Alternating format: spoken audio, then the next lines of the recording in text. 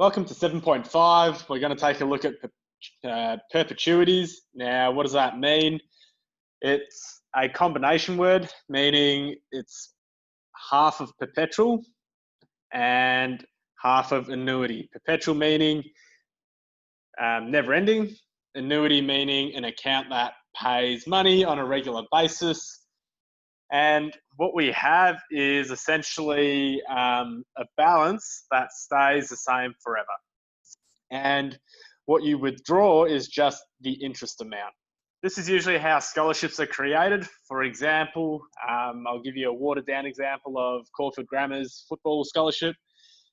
Chris Judd went to Caulfield Grammar, earned a lot of money, and he set up a perpetuity fund for high school players who excel at footy, and basically put $1 million in there.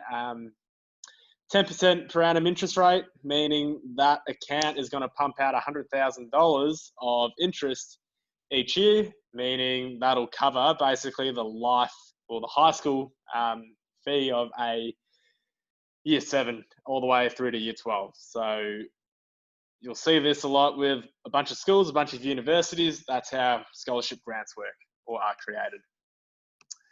So here we have a graph of $50,000 perpetuity account, and it's over 20 years.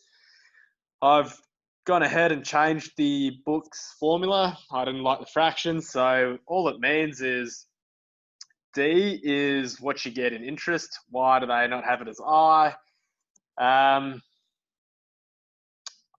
Not really sure. What would D represent? Deduction, maybe?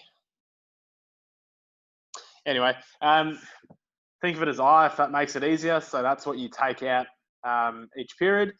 V0 is what you put into the account, so the initial value, and then R is the annual rate per annum as a decimal. As you can see, it just stays at the same amount each and every year, and we just take out the interest. We're going to take a look at the first example with Jacob. He has set up a $500,000 perpetuity account for his granddaughter, Sophie. He invests the money in bonds, so don't worry too much about that, but bonds is another way of saying shares, essentially. Well, it's a little bit different, but we're not going to go into technicalities. Anyway, the bonds return 3.5% per annum as a thanks for investing in whatever bond he invested in, and it's compounded quarterly. So remember, we always have to highlight the important details, especially what the compounding rate is, because we'll need to divide the per annum rate later on. How much will Sophie receive each quarter from this investment? Well, firstly, we need to convert this percentage into a decimal, divide 3.5 by 100, and you get the per annum rate of 0.035. It's quarterly compounded, so we need to divide this rate by 4, and we figure out, what's that? So 0.875% is the quarterly interest rate, or 0.00875. So what we then do is, once we've got our quarterly interest rate, we go and take the investment of 500,000, times it by 0.00875, and that tells us how much Sophie gets each quarter. Remember, each quarter is about 3 months. $4,375, pretty handy. And let's move on. Example 2, now there's 2 ways to go about it in the working out, which we'll take a look in a moment. But here we have Lucy, who wishes to set up a scholarship fund in her name. So each year an amount of $5,000 is awarded to a promising cross-country runner at the school she attended.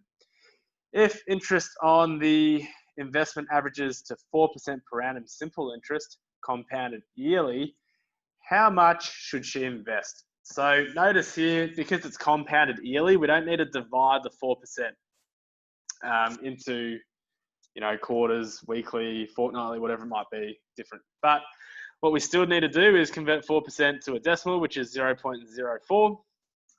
Compounded yearly, we don't need to divide it by anything. And so what we figure out is, well, she wants to basically take out 5,000 a year. So the D value is 5,000. we're working out how much she should invest. So we're trying to figure out the V0 or the initial investment value to generate $5,000 per year return. And we know the interest rate is 4%, so 0.04. The first method is you can solve this on the CAS. And what you do is you go into your scratch pad and you type solve brackets 5,000. So this equation up top, 5,000 equals X. So we've changed V0 to X just because, I mean, you can use any pro numeral, but you can't type V0 on the CAS. So change it to any pro numeral. We chose X here and we multiply it by 0.04, comma, X, shut the brackets, press enter, and you'll hopefully get a value of $125,000. If you want to do it by hand because you prefer linear equations, well, throw back to linear equation days back in middle school, so year 9 and 10. The opposite of times is divide, and to get V0 by itself on the right side, we need to divide the left side by 0.04, so we chuck the 0.04 to the other side, and we have this equation here. So 5,000 on 0.04 equals our initial starting value, and that equals $125,000. So that'll tell us the initial investment. All right, that's all for 7.5. We've got one more exercise left, and we're almost done with Unit 3.